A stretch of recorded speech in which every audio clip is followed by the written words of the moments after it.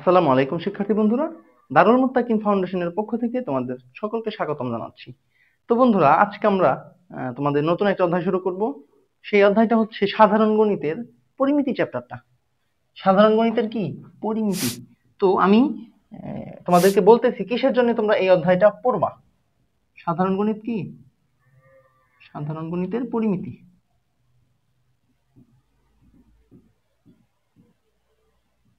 গণিত আমরা পড়ব পরিমিতি, এই চ্যাপ্টারটা। তো এই চ্যাপ্টারটা তুমি কিসের জন্য পড়বা? তোমাকে যদি আমি একদম সিম্পল ভাষায় বলি যে তোমার এসএসসিতে এই অধ্যায় থেকে অলমোস্ট 25 নাম্বার আসে।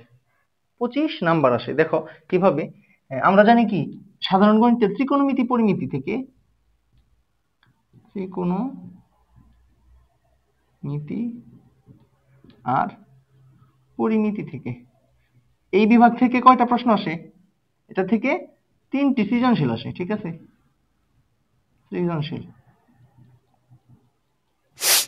তো 3টি সৃজনশীলের মধ্যে বেশিরভাগ সময় 2টি সৃজনশীল আসে পরিমিতি থেকে এবং অন্য একটা আসে ত্রিকোণমিতি থেকে। তাইলে 2টা সৃজনশীল তুমি 20 নাম্বার কভার করতে পারতেছ। এবং এমসিকিউ তো আসে, এমসিকিউ এর কথা বাদে রাখলাম, শুধুমাত্র সৃজনশীলেই তুমি প্রত্যেক সালের প্রশ্ন বের করে দেখবা, প্রত্যেক বোর্ডে অলমোস্ট প্রত্যেকবারই পরিমিতি থেকে 2টা প্রশ্ন আসে। তো তুমি কল্পনা করা পারো একটা অধ্যায় থেকে এসএসসি তে 2টা সৃজনশীল আসা এটা কতটুকু ইম্পর্টেন্ট বা কতটুকু গুরুত্ব বহন করে এই চ্যাপ্টারটা। তো এই চ্যাপ্টারটাতে যেরকম আছে অনেক বেশি নাম্বার, এরকম ভাবে এটা অনেক সহজও, যারা মানে পারে এটা কি আসলে অনেক বেশি সহজ। এবং যদি তোমার পড়ার স্টাইল একটু ভিন্ন হয় তো ওই ক্ষেত্রে কি তোমার এই সৃজনশীলগুলো কঠিন হয়ে যায় বা এই ত্রিকোণমিতি দেখে ভয় করে। তো এটা আসলে অনেক সহজ, অনেক বাস্তব ভিত্তিক, অনেক মানে এটা মেক সেন্স করে বীজগণিতের থেকে বা জ্যামিতির থেকে। এটা একদম হাতে কলমে পরিমাপ, জমির পরিমাপ টাইপের কিছু বা এই টাইপের কিছু। ঠিক আছে। তো এই পরিমিতি চ্যাপ্টারে আমি যদি বলি 4টা পার্টিশন আছে: 16.1, 16.2, 16.3 এবং কি 16.4।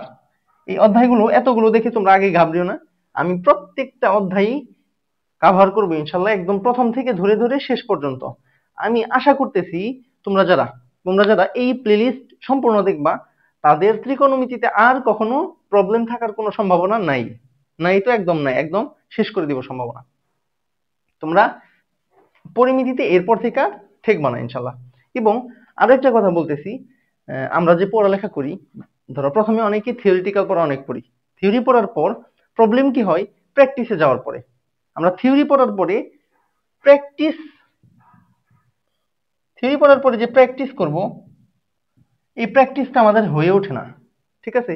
আমরা এই জন্য ভাবছি যে প্র্যাকটিস করতে করতে থিওরি পড়বো, এবং থিওরি থেকে প্র্যাকটিস করাই মজার বেশি। ঠিক আছে। থিওরি পড়তে পড়তে এনার্জি চলে যায়, থিওরি পড়ার পরে এনার্জি চলে যাওয়ার জন্য প্র্যাকটিসে গিয়ে মন বসে না।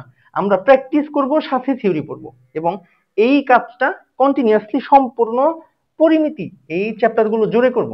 মানে আমি অঙ্ক করব এবং সাথে যতটুকু তোমার দরকার ওইটুকু ওই জায়গাতেই নোট করে দিব। তুমি অঙ্কের সাথে ওই থিওরিটা দেখবা এবং সাথে সাথে ইমপ্লিমেন্টেশনও দেখে ফেলবা ইনশাল্লাহ। এতে করে কি হবে, এতে তোমরা যেই প্রবলেমে পড়তা, লেক অফ প্র্যাকটিস বা প্র্যাকটিসের ঘাটতি, এই জিনিসটা থাকবে না।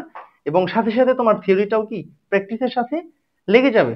এবং এরকম হয় মাঝে মাঝে যে তুমি থিওরি পারো কিন্তু প্র্যাকটিসে গেলে আসলে ওই জিনিসটা মাথায় আসে না ওই সময়।